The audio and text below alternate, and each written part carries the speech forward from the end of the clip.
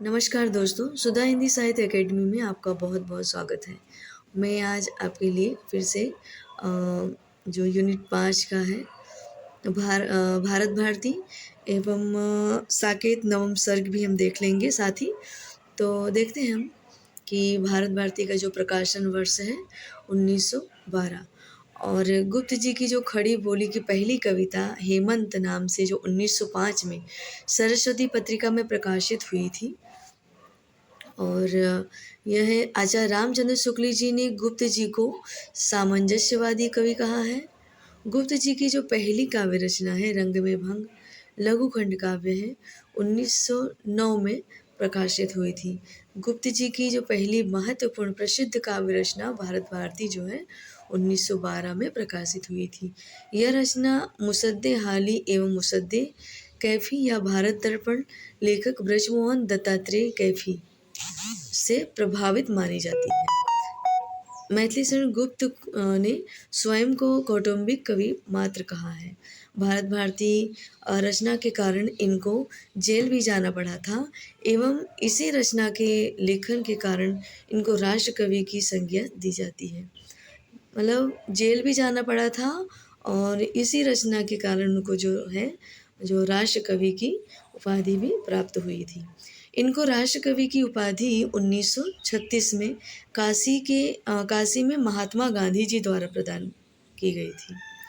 और इनकी आरंभिक रचनाएं कोलकाता से निकलने वाले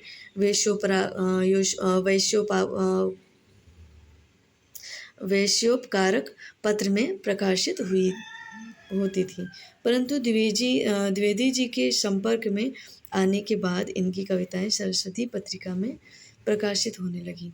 गुप्त जी की दूसरी महत्वपूर्ण प्रसिद्ध रचना साकेत 1931 में प्रकाशित हुई थी और जो डॉक्टर नगेंद्र के अनुसार भारत भारती की लोकप्रियता खड़ी बोली की विजय पताका सिद्ध हुई। किनके अनुसार? नगेंद्र के अनुसार।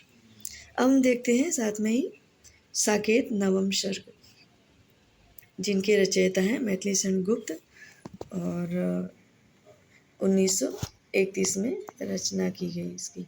साकेत शब्द मूलतः पाली भाषा का शब्द है और जिसका अर्थ है अयोध्या। साकेत का अर्थ क्या है? अयोध्या। ये हमें याद रखना है। तो इसमें कितने सर्ग हैं? 12 सर्ग हैं। इसे डॉक्टर नगेंद्र जनवादी काव्य कहा है। साकेत को जनवादी काव्य किसने कहा है? डॉक्टर नगेंद्र ने। नवम सर्ग में जो गीत आते हैं उनका जो महत्व है गीत कला की दृष्टि से बहुत अधिक है। इन गीतों में प्राचीन एवं नवीन भावधाराओं का अपूर्व संगम दिखाई देता है और उर्मिला को इनमें विरह विधुर नायिका के रूप में अंकित किया गया है, जो कि रीतिकालीन कवियों की प्रमुख विशेषता है। किंतु इसके साथ ही उर्मिला का वियोगिनी रूप रीतिकालीन नायिका से पृथक है। रीतियोगिन कवियों ने नायिका की विरह वेदना की ऊहात्मक व्यंजना की है, किंतु गुप्त जी ने उर्मिला की विरह व्यथा में अंतर्वृत्तियों का प्राधान्य दिखाया है। उर्मिला की जो विरहयोक्तियों में कोरा चमत्कार नहीं है, अपितु अनुभूति एवं चमत्कार का कवि सिंचित जो संयोग है। नवम सर्ग में प्रायः सभी गीत अत्यंत मार्मिक, प्रभावपूर्ण एवं उत्कृष्ट बन पड़े हैं। साकेत के कथानक का गठन प्रबंधात्मक है और परंतु सर्वत्र गीतों की भरमार है। प्रगीतात्मक अभिव्यक्ति के कारण कथा प्रवाह शिथिल पड़ जाता है। साकेत और उसमें विशेषकर नवम सर्ग का महत्व उसकी प्रगीतात्मकता के कारण है। और साकेत मैथिली शरण गुप्त रचित महाकाव्य का नाम है। इसका प्रथम प्रकाशन 1931 में हुआ।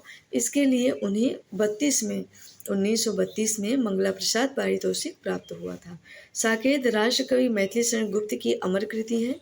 इस कृति में राम के भाई लक्ष्मण की पत्नी उर्मिला के विरह का जो चित्रण गुप्त जी ने किया है वह अत्यधिक मार्मिक एवं गहरी मानवीय संवेदनाओं भावनाओं से ओतप्रोत है। साकेत राम कथा पर आधारित है, किंतु इसके केंद्र में लक्ष्मण की पत्नी उर्मिला है। साकेत में कवि ने दाम्पत्य जीवन का हृदय स्पर्शी प्रसंग और उर्मिला की विरह दशा का अत्यंत मार्मिक चित्रण किया गया है।